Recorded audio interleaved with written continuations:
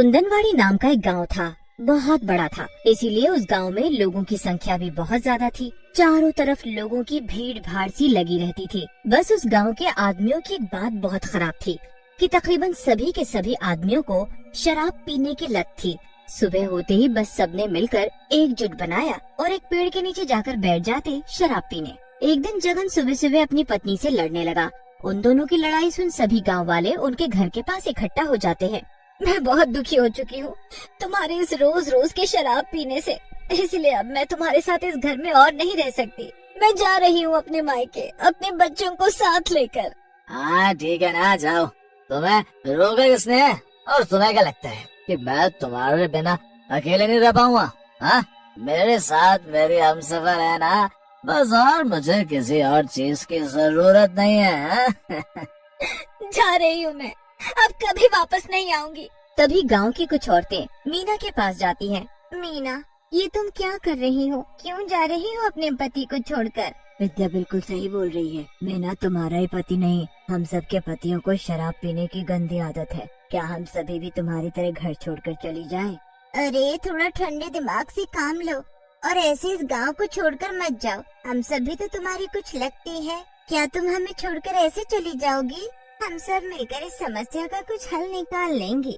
सहेलियों के समझाने बुझाने के बाद मीना गांव में रुक जाती है। वो अब घर छोड़कर नहीं जाती, पर दूर झाड़ियों के पीछे बैठी एक चुड़ैल सब देख रही थी और सबकी बातें भी सुन रही थी। सब समझ आ गया मुझे, और आगे क्या करना है ये भी समझ गई मैं। चुड़ैल एक बड़े से मटके में खूब सारी लस्सी बनाती है और एक लंबा सा घूंघट ओढ़कर और सिर पर लस्सी का मटका उठाकर घुस जाती है गांव के अंदर। ये ठीक है, इस घूंघट में मुझे कोई पहचान भी नहीं पाएगा और इस तरह मेरा मकसद भी पूरा हो जाएगा। अब मुझे शुरू हो जाना चाहिए।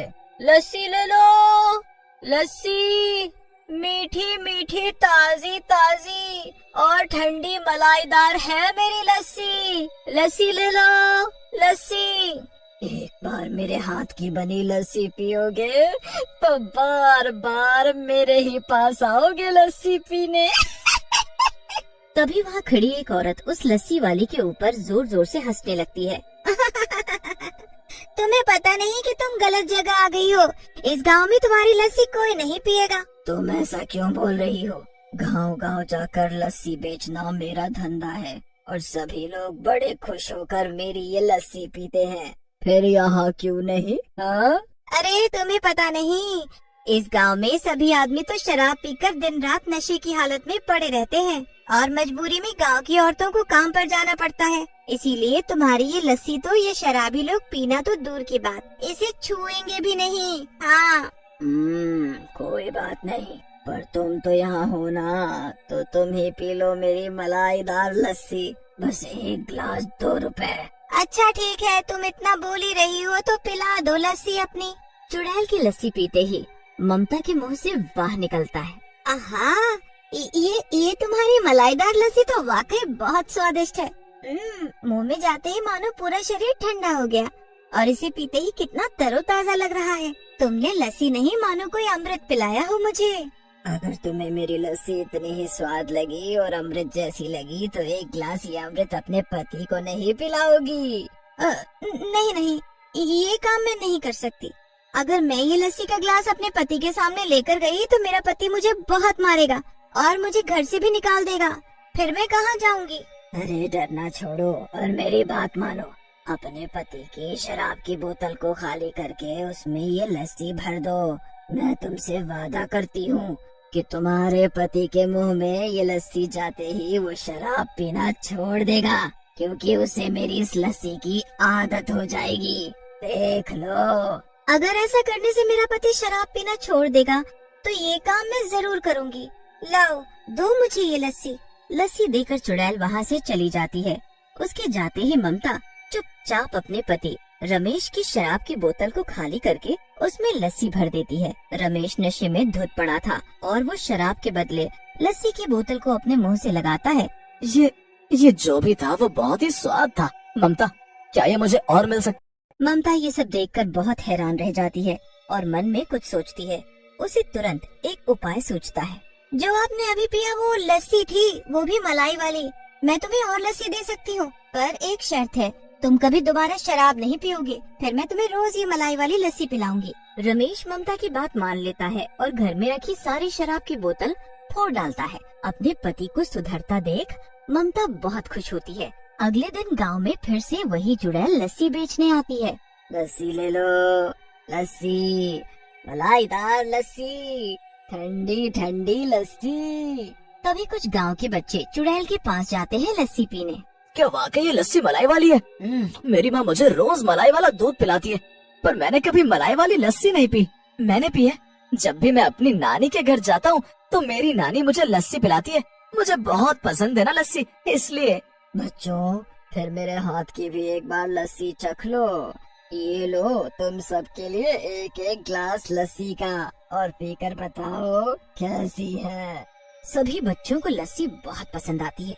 धीरे धीरे पूरे गांव में चुड़ैल की लस्सी की ही चर्चा होने लगी। और तो और गांव के कई आदमियों ने तो लस्सी पीते ही शराब छोड़ दी। अरे ये तो चमत्कार ही हो गया, बिना कुछ किए ही मेरे पति ने शराब पीना छोड़ दिया।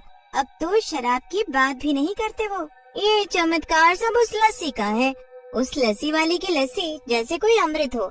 जब से हमारे पतियों ने मलाई वाली लस्सी पी है ये, तब से सुधर गए हैं। अब तो सब सुबह सुबह उठकर काम पर भी जाते हैं। पर अभी भी कुछ लोग इतने ढीठ हैं कि लस्सी को पीना तो दूर की बात, उनकी तरफ देखते भी नहीं। वो लोग कहीं दोबारा हमारे पतियों को इस शराब की लत ना लगा दें। तभी वहाँ चुड़ैल आ जाती है अपनी लस्सी बेचने। खाली पेट दिमाग नहीं चलता, इसीलिए तुम सबके सब ये लस्सी पियो। जब ये लस्सी पेट में जाएगी तो दिमाग ठंडा होगा और इसका हल भी निकल जाएगा। सभी औरतें लस्सी पीने में व्यस्त थीं। तभी चुड़ैल वहाँ से गायब हो जाती है। तुम्हारे हाथ की बनी लस्सी पीकर वाकई आनंद आ जाता है। आखिर क्या मिलाती हो इसमें? अरे ये लस्सी वाली कहाँ गई? रोज आती है हमारे गांव में लस्सी बेचने, पर ना तो कभी उसका नाम पूछा और न ही उसकी सूरत देखी, और ऐसे अचानक कहाँ गायब हो गई। तभी वहाँ रामदुलारी का पति मोहन आ जाता है। तुम सभी औरतें ये ठीक नहीं कर रही। तुम मेरी पत्नी को बहला फुसलाकर मेरी शराब छुड़ाना चाहती हो। आज मैंने उसे रंगे हाथ पकड़ा है, मेरी शराब की बोतल में लस्सी डालते हुए। अब तुम्हारी और तुम्हारी इन सहेलियों की खैर नहीं रामदुलारी। अरे मुझे बचा लो, नहीं तो ये आदमी मुझे मार डालेगा। अगर मुझे कुछ हो गया तो मेरे बच्चों का क्या होगा? हमें मिलकर एकजुट होकर इन शराबियों के मुंह जबरन लस्सी डालनी होगी। अब तो बस यही एक रास्ता है अबला नारी को बचाने का। पर हमारे पास लस्सी नहीं है और वो लस्सी वाली भी कहीं गायब है। अब उसकी जैसी लस्सी कहाँ से लाएं? मैंने एक बार देखा था उस लस्सी वाली को जंगल की तरफ से आते। शायद उसका घर वहीं कहीं हो। चलो सब जंगल, हमें अभी उससे लस्सी लानी होगी। एक बड़ा सा डंडा हाथ में उठाए मोहन रामदुलारी के पीछे उसे मारने के लिए भागता है और उसके पीछे पूरा गांव। रामदुलारी भागते भागते जंगल के पास पहुंचती है और लस्सी वाली को ढूंढने लगती है। कहाँ हो तुम? मेरी जान बचा लो, मुझे बहुत जरूरत है तुम्हारी लस्सी की। अब वो ही जान बचा सकती है मेरी। तभी कुछ लोगों की नजर वहाँ दूर रखे बहुत सारे मटकों पर पड़ती है। वो देखो, उधर कितने सारे मटके हैं। ये सभी मटके मेरे हैं, मैंने रखा है इधर। चुड़ैल को देखकर पूरा गांव डर से कांपने लगता है। चुड़ैल मोहन के हाथ से डंडा छीन लेती है। कितने दिनों से मैं तुम्हारे गांव में आ रही थी, तब तो तुम में से कोई नहीं डरा, तो अब क्यों डर रहे हो? हाँ, मैं वही लस्सी वाली हूँ जो तुम्हें इतना स्वादिष्ट लस्सी पिलाती आ रही हूँ। और अब नहीं, इन मटकों में मेरी बनाई हुई आखिरी लस्सी है। तुम सभी औरतें अगर अपने पतियों को वाकई सुधारना चाहती हो तो सुधार लो। वो रखी लस्सी तुम्हारे सामने और ये रहा मेरे हाथ में डंडा। तभी रामदुलारी चुड़ैल के हाथों से डंडा ले लेती है और गुस्से में, उठाओ इन लस्सी के मटकों को और पियो इसे।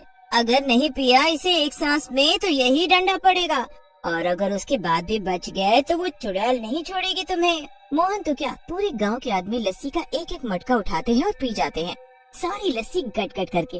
फिर क्या था, लस्सी पीने के बाद सभी आदमी अपनी अपनी पत्नियों से माफी मांगते हैं और ये भी वादा करते हैं कि अब वो कभी शराब को हाथ भी नहीं लगाएंगे। गांव की औरतों को दुखी रोता देख मुझसे रहा नहीं गया, इसीलिए मैंने ये जादुई लस्सी बनाई और एक एक करके सभी को पिलाई। पर अब सब ठीक है और मेरा मकसद भी पूरा हुआ। अब मैं चलती हूँ किसी और गांव में कुछ और शराबियों को सुधारने। अब पूरा गांव खुश था। सभी पत्नी पत्नी में पहले जैसा प्यार, मोहब्बत और इज्जत था।